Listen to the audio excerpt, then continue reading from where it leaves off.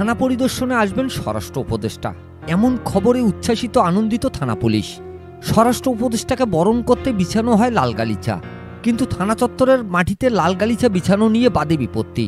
থানা পুলিশের এমন আন্তরিকতায় থানা পরিদর্শনকালে এসে লাল গালিচা দেখে সেখানে উপস্থিত পুলিশ সদস্যের ওপর চটেছেন স্বরাষ্ট্র উপদেষ্টা লেফটেন্যান্ট জেনারেল অবসর মোহাম্মদ জাহাঙ্গীর আলম চৌধুরী।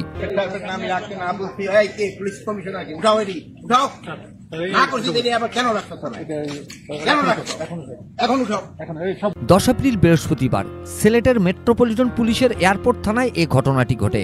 এ সংক্রান্ত একটি ভিডিও সামাজিক যোগাযোগ মাধ্যমে ছড়িয়ে পড়লে তা মুহূর্তের ভাইরাল হয়ে যায়। ভিডিওতে স্বরাষ্ট্র উপদেষ্টাকে বলতে শোনা যায়, এগুলো লাল গালিচা না রাখতে বলার পরেও কেন রাখা হলো?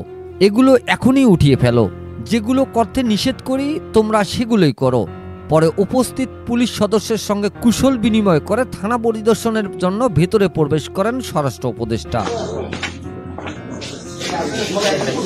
Mizanur Rahman, DRS news.